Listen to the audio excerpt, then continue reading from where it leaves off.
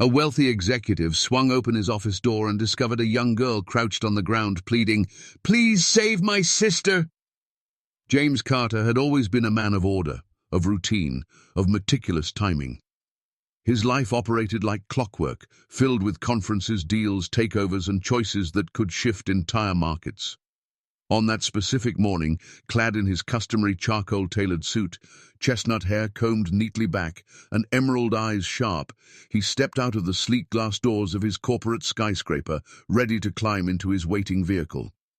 The chauffeur stood prepared, the dark sedan shining under the cloudy sky.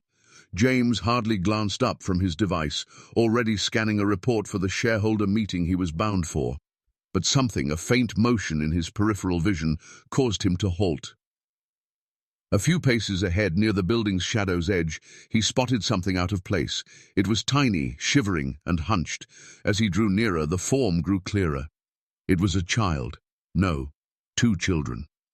One knelt on the chilly pavement, crying, her hands softly touching the face of the other, who lay still beside her. Both were young girls, no older than 6, dressed in identical soft blue frocks. Their fair hair and gentle features suggested they were twins. The one who was awake turned her tear-stained face toward him as he approached and spoke in a voice so quiet it nearly shattered him. "Please aid her, sir." James stiffened. This wasn't a scenario he was equipped to manage. He was unprepared. He was accustomed to boardrooms and figures, not tiny, trembling voices and lifeless children. But instinct took over. Without hesitation, he knelt beside them and checked the second girl's pulse. It was weak, but there. Her breathing was faint, her face pale and clammy. He carefully slid one arm under her knees and the other around her shoulders, lifting her into his arms. She was light, alarmingly so. Turning to the conscious girl, he said firmly yet softly, "I'm going to save her. Follow me." Without delay, he began walking quickly, then faster, toward the hospital just a few streets away. He didn't bother summoning an ambulance. The hospital was near enough, and he refused to lose a single moment. The little girl hurried behind him, struggling to keep pace, her small footsteps tapping the sidewalk as she wept. Inside the hospital, the receptionist's eyes widened the instant James burst through the entrance, cradling the limp child in his arms. "Urgent," he said sharply. "She fainted outside my building." Doctors and nurses rushed forward instantly, rolling a stretcher toward them and moving the girl with trained urgency. The nurse bent down to speak to the other girl, whose name he still didn't know. James didn't leave. He couldn't. He stood there, his chest rising heavily, heart pounding, hands trembling slightly, though he tried to conceal it. When the nurse returned minutes later to ask for details, James could only shake his head.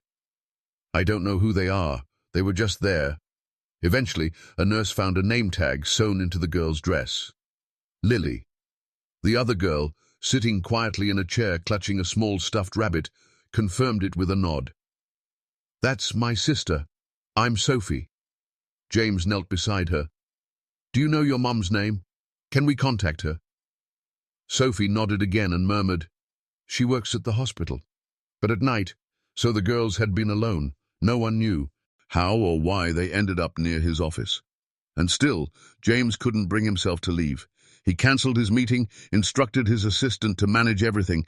He wasn't going anywhere until he knew Lily was safe. He sat in the waiting area next to Sophie, who curled up in the large chair and gripped his sleeve like it was the only stable thing in her world. For the first time in his life, the executive, who was used to solving everything, felt utterly powerless, and yet something deep within him stirred. Not fear, not regret, but something more profound. Connection. He didn't know these girls, but he already knew he wouldn't forget them. The minutes stretched into hours as James sat quietly in the rigid hospital chair beside Sophie. The emergency room had gradually cleared, but he stayed, his phone long ignored in his pocket, his usually restless hands still. Sophie had cried herself to sleep, her head resting on his arm, her tiny fingers clutching his sleeve as if letting go would unravel everything. The soft hum of equipment and the distant footsteps of nurses were the only sounds filling the space.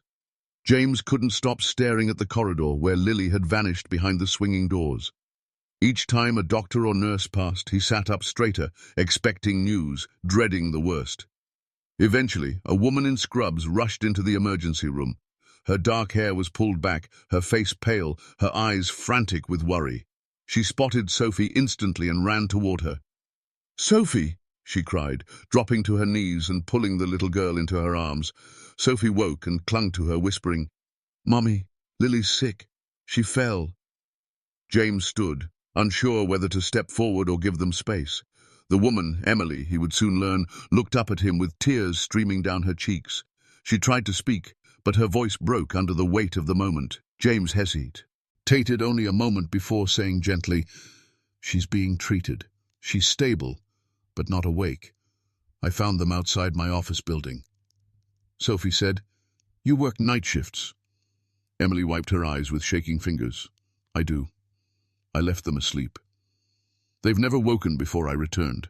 She looked down, guilt and fear mixing in her expression. "I was just trying to keep things together.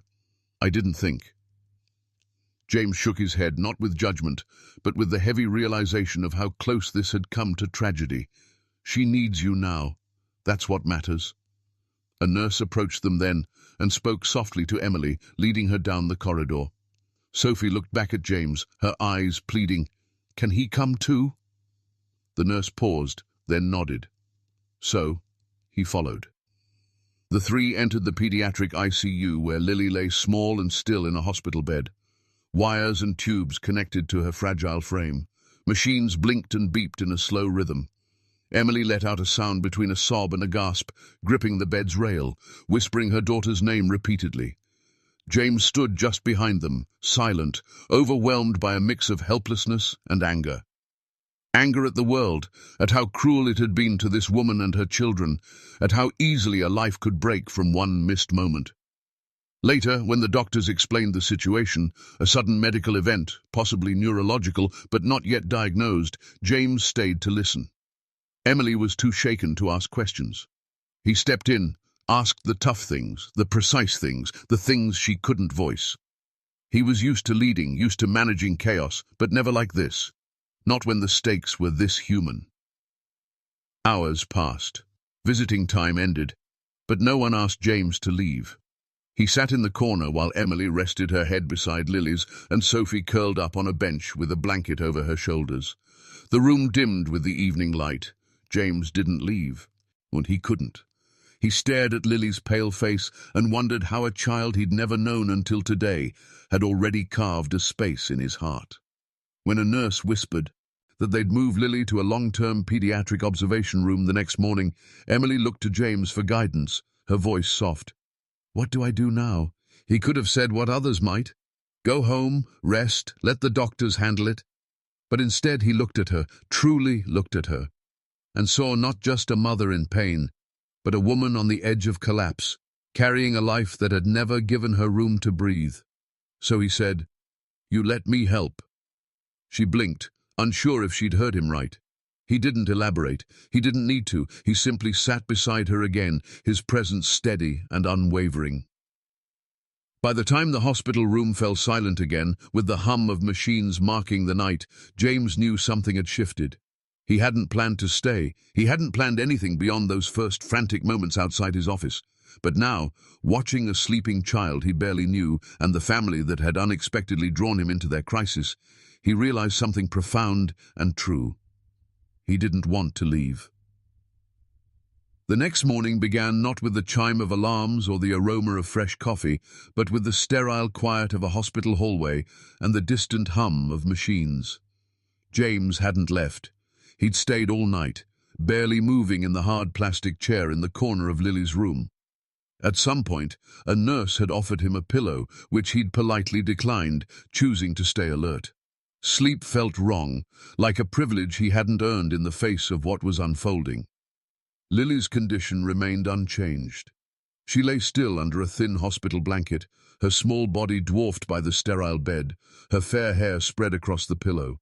Sophie woke at dawn and sat cross-legged on the bench, clutching her stuffed rabbit tightly, her eyes shifting between her sister and her mother. Emily, after collapsing from exhaustion before sunrise, stirred quietly in the chair by the bed. Her face was pale, her dark hair messy and tucked behind her ears, the lines of worry around her mouth deeper. When she opened her eyes and saw James still there, she looked at him with a mix of confusion and quiet disbelief. "You stayed?" she asked, her voice rough from sleep and emotion. James shook his head. "I wasn't going to leave you alone in this." It wasn't the kind of thing she was used to hearing. Her shoulders relaxed, as if a hidden burden had lifted, even for a moment. No one had ever said that to her. Not like that, not with sincerity. Most people helped out of duty or guilt or pity, but he stayed. A man who owed them nothing had chosen to stay. Later that morning, a doctor came to explain the results of overnight tests. They still lacked a clear diagnosis. It might be a seizure condition. It could be a rare infection. There were possibilities to rule out with further tests, but one thing was certain: Lily would remain in a controlled setting under close watch for the foreseeable future. Emily asked a few soft questions, nodded appropriately, but James could see her mind spiraling. He noticed it in the way she gripped her chair's edge, the way her foot tapped the floor, subtle but constant. When the doctor left, she turned to James and whispered, "I can't afford this. I have insurance, but it's never enough." James didn't reply immediately. He didn't want to offend her or flaunt his wealth as a fix she hadn't requested. But the truth was, she needed help. More importantly, her daughter needed care. So he spoke softly, firmly, with conviction. "Let me cover the hospital costs. All of them." Emily stiffened. "I can't accept that." "You can," he said, gently cutting her off. "And you should. This isn't charity. It's the right thing to do." She looked away, blinking hard, but didn't argue further. In the afternoon, while Lily rested, James offered to take Sophie outside for fresh air. The little girl hesitated, reluctant to leave her sister, but Emily encouraged her, and she eventually agreed. He held her hand as they walked slowly through the hospital garden, a small courtyard with benches and trimmed hedges. The air was cool, faintly floral. Sophie stayed quiet until they sat down. "She'll wake up, right?" she asked, not looking at him. James swallowed hard. "Yes, she's strong, just like you." Sophie was silent for a long moment before saying, "You're kind. Most people don't stay." James didn't know how to respond. He just gently squeezed her hand. Later that day, after they returned to the hospital room, Emily approached him while Sophie colored quietly by the window. "I don't know how to thank you," she said, her voice low. "You don't have to," James replied. "Just let me stay." Emily studied him, searching for a motive, a condition, some hidden intent. But there was none. He'd seen something in those girls he couldn't ignore. Maybe it was the fragility of their world. Maybe it was a reflection of something he'd lost long ago and hadn't realized he missed. Or maybe it was simpler. Sometimes life places you exactly where you're needed, not to save someone, but to find yourself. By the fourth day, the hospital's sterile whiteness felt familiar to James. He'd memorized the hallway tiles, the pattern of beeps from the machines, the squeak of nurses' shoes. It was a strange familiarity, built not from comfort but from presence. He still visited his office briefly, enough to sign urgent documents, make critical calls his team relied on, then returned. Sometimes with snacks, sometimes with a book for Sophie, sometimes just with the steady presence the family now expected. Sophie warmed to him quickly. They'd developed a quiet bond. She no longer asked why he was the man. She treated him as if he'd always been. She'd show him her coloring pages, offer him half her cookies, and lean against him when tired in the waiting room. To passers-by, they might have seemed like a father and daughter enduring a tough day together. In a way, it wasn't far from the truth. Emily, however, remained guarded. She was polite, even grateful. But her exhaustion hadn't erased her pride. It showed in her apologies for needing help, in her quiet refusals when he offered too much, in the way her eyes studied his face, as if testing his sincerity. James understood. He'd never been in her position, but he knew what it was like to rely on no one. Trusting a stranger who appeared without explanation or obligation wasn't easy. Still, she was softening, not with words, but with small gestures, letting him help with Sophie's meals, allowing him to take doctor's calls when she needed rest, leaving him with Lily when she went home to shower. Lily remained unconscious, her small chest rising and falling beneath the blanket, her skin pale but calm. The doctors stayed hopeful, but cautious. No new complications had arisen, and her vitals were stable. James asked questions daily, pressed for details, learned terms he'd never expected to need. He'd turned his focus on control and outcomes toward her recovery, and this time the stakes felt deeply personal. That afternoon, as sunlight slanted through the narrow hospital window, casting a warm glow over the room, Emily sat by Lily's side, while Sophie napped nearby. James brought 2 cups of tea from the hospital cafe and handed one to her silently. She took it, murmured, "Thanks," and they sat quietly for a few minutes. Eventually, she broke the silence. "You don't even know us," she said softly, staring at her daughter. "I know enough," he answered. She shook her head. "You don't know what we've endured. You don't know how hard it's been, how alone I've felt for years. And then you step in and carry everything like it's yours, like it's simple." "It's not simple," he said. "And I'm not here to fix your life. I'm here because I care, that's all. No motive, no reason other than I want to be." She looked at him, truly looked, and there was a faint flicker of relief in her expression. She didn't thank him or cry. She just nodded once and turned back to her daughter. Later that night, after Emily took Sophie home for a change of clothes and a warm meal, James stayed with Lily. The room was dim, the machines steady in their rhythm. He sat beside her, holding her tiny hand, and whispered softly, "You don't know me either, but I promise I'm not going anywhere." Though she showed no sign of hearing, he stayed, because it was the only promise that truly mattered. By the 5th day, the hospital felt like its own world, a strange island where time stretched and ordinary life faded. For Emily, every hour dragged with quiet dread, waiting for a sign from Lily. For James, the days passed with an urgency he hadn't felt since building his company. But this time, there was no strategy, no competition, just a child in a hospital bed and the ache of helplessness when he couldn't control the outcome. Lily remained still, and though doctors reassured them her condition was stable, each unchanged morning felt heavier. Emily had settled into a rhythm, waking early, bringing Sophie to the hospital, sitting by Lily's bedside for hours, then returning home late to repeat it all. She'd refused James's offers to stay in a hotel, unwilling to be far from her daughter. Instead, she alternated between the hospital recliner and a friend's spare couch. That morning, while Sophie sat by the window, arranging stickers and whispering to her stuffed rabbit, Emily stepped into the hallway to take a call about a missed bill. James, who'd arrived minutes earlier with coffees and fresh fruit, set everything down quietly and sat beside Lily again. He stared at her, letting the silence settle. Her hand was still so small in his, her skin soft, untouched by the burdens weighing her mother and sister. He didn't speak to her like adults speak to children. He didn't fill the room with false hope or easy promises. Instead, he spoke as if she could hear, as if his presence could anchor her back. He told her about a breakfast he'd had with a client that morning, how the eggs were overcooked but the waiter was kind. He mentioned forgetting to sign a deal the day before, and how his assistant had chuckled because it was so unlike him. And he told her Sophie missed her terribly, that her drawings were now filled with flowers and moons, each with a tiny figure labeled Lily. Emily returned and stood in the doorway, listening. She didn't interrupt.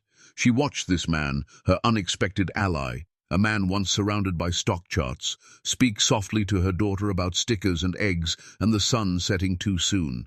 Her chest tightened, not with suspicion, but with confusion.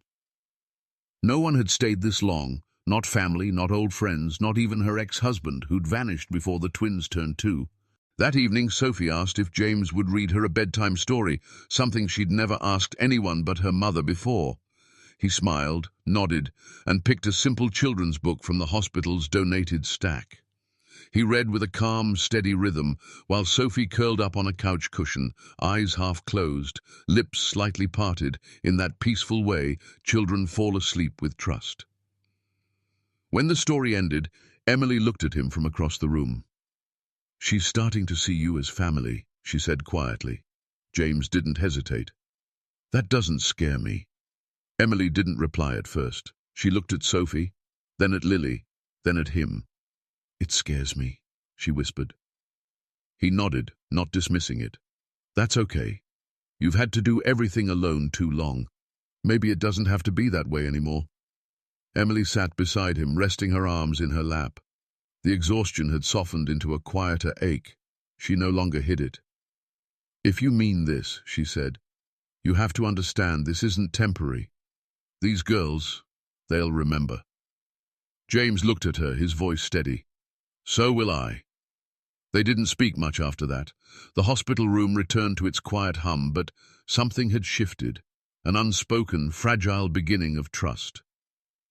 On the 6th day, the city outside the hospital showed signs of spring. Trees lining the streets below the windows were touched with early green, and the air carried a lightness absent days before. Inside Lily's room, however, time moved differently. It was a place where seasons didn't matter, where seconds were measured in heartbeats, breathing patterns, and the color of a child's skin. That morning, James arrived earlier than usual, carrying warm pastries from a nearby bakery. He placed them gently on the windowsill and stepped to the bedside, his eyes scanning Lily's face. She looked the same, peaceful, pale, too still. But then something changed. As he reached for her hand, her fingers twitched slightly under his palm. He thought he'd imagined it. He leaned closer, watching, waiting. Another faint movement followed. Her lips parted slightly, as if searching for air or words or a dream. He called for a nurse, not loudly, but urgently. Emily, who'd stepped out to make a call, returned in time to see two nurses leaning over Lily, checking vitals, adjusting monitors, speaking in calm, clipped tones. The doctor arrived, reviewed the charts, examined her carefully, and offered a weary but hopeful smile. "It's small," he said, "but it's progress. Her body's waking up. We don't know how soon or clearly she'll regain consciousness, but this is a step." Emily's knees nearly buckled. She sank into the chair, holding Lily's hand with both of hers, tears slipping silently down her cheeks. Sophie climbed onto the bed's edge, clutching her sister's arm as if afraid she'd vanish. James stood quietly in the corner, watching this family that had become his, feeling something settle inside him for the first time in years. The doctor's words lingered long after he left. Hope had returned, but with uncertainty. Would Lily remember everything? Would there be complications? Would she be the same girl who'd run through hospital halls with her sister days before? The next few days blurred as the family stayed close. James noticed he no longer felt like an outsider. Nurses stopped asking who he was. Emily no longer looked surprised when he arrived. Sophie now reached for his hand automatically in the corridor. The three fell into a rhythm, a life reshaped around hospital walls and a single room where everything that mattered waited to wake. That evening, Emily asked the question she'd carried since the second day, quietly, almost casually, as they sat on a bench outside the ICU, watching city lights flicker through the window. "Why are you really doing this?" she said, her voice steady but uncertain. "You've built your life on control, success, distance. Why us? Why now?" James turned to her, resting his elbows on his knees, hands clasped. He didn't answer immediately, wanting words that were honest. He'd spent his life avoiding such questions, anything too close to vulnerability, but this wasn't a boardroom. "Because when I saw her," he said finally, "lying there so small and fragile, and when Sophie begged for help, something broke in me. I realized I was tired of a world where everything I built was just for me. I've had wealth, influence, status. None of it felt like what I felt when that little girl took my hand." Emily listened silently, searching his face for cracks in his armor. There were none, just truth, quiet conviction. For the first time, she didn't question his reasons. Back in the hospital room, Sophie had fallen asleep beside her sister, curled between the wall and the mattress like it was the most natural place to be. James and Emily sat together in silence until the nurse dimmed the lights. Before leaving for the night, James leaned over Lily and whispered so softly only she could hear, even if she couldn't yet understand. "I'm here. Whenever you're ready, I'll be here." As they stood in the doorway one last time before heading to the waiting lounge, Lily's eyelids fluttered. Once, then again, a soft sigh escaped her lips. The monitor beeped. Nothing dramatic, Just a gentle reminder she was fighting her way back, and they'd all be there when she returned. By the 7th day, the hospital room felt less like a crisis and more like a sacred pause. The constant anxiety that had filled every breath began to fade, replaced with cautious optimism. Lily's progress was small but steady. Flutters of eyelids, slight head turns, faint finger movements. Each twitch was a lifeline, a promise. The girl they loved was still there, finding her way back. James arrived early, carrying a puzzle book for Sophie and a thermos of hot tea for Emily. He found them as he had the past mornings. Emily by Lily's bed, brushing her daughter's hair with a plastic comb. Sophie sprawled on the bench, whispering to her rabbit. Soft morning light streamed through the high windows, catching Lily's fair hair, casting the room in a quiet glow. Today felt different, heavy with possibility. Emily looked up as James entered, her eyes tired but softer. She took the tea silently, her hand brushing his briefly, that small touch saying more than words. He sat in his usual chair across the bed, watching Lily's chest rise and fall. For a few minutes, no one spoke. The silence wasn't strained, it was shared. Then slowly, Lily's eyelids lifted, not in a flicker, but deliberately, searching. Her eyes didn't focus immediately, her expression dazed. Emily gasped, barely holding back a cry, leaning closer, whispering Lily's name, brushing her daughter's cheek. Lily blinked once, her lips parting. A soft, hoarse sound escaped, not a word, but unmistakably her voice. Sophie jumped up, dropping her rabbit, calling, "Lily!" Nearly tripping in her rush to the bed. James steadied her with one arm as she pressed her hands against her sister's. Lily blinked again, her gaze drifting across the room. When it landed on Sophie, something shifted in her face. Recognition. "She sees me," Sophie cried. "She sees me." Emily wept openly, holding Lily's hand, murmuring through sobs. Nurses rushed in, alerted by the vitals change, and the room filled with medical voices and quick movements. But Lily didn't cry. She lay there, her gaze drifting between faces, confusion easing into calm. Her eyes settled on James, and for a moment, everything else stopped. "She looked at you," Emily said softly, almost in disbelief. James's chest tightened. "She remembers something." "Maybe she just feels safe," Emily replied. "Maybe that's all she needs right now." The doctor arrived, asked questions, ran tests, and explained it might take days or weeks for Lily to speak clearly or recall events, but she was back, a miracle they'd waited for. Later, when the room quieted, Emily pulled James aside near the nurse's station. Her face was raw from crying, but her posture had changed. She stood straighter, no longer folding into herself. She didn't thank him or apologize. She said, "You saved her. I know the doctors did their work, but she came back because she wasn't alone, because you stayed." James didn't know what to say. He looked at her, wondering how life had brought him here. He'd started the week consumed by business, ambition, noise. Now the most important part of his day was a child's breath returning after silence. "You saved all of us," she added. "Even me." He shook his head. "You were never the one who needed saving." Emily smiled, bittersweet. "We all do. Some of us just forget how to ask." That night, as they dimmed the lights and tucked Sophie into the hospital cot beside her sister's bed, Lily's hand moved to clasp her twins. Her breathing was steady, her eyes closed, her body at rest.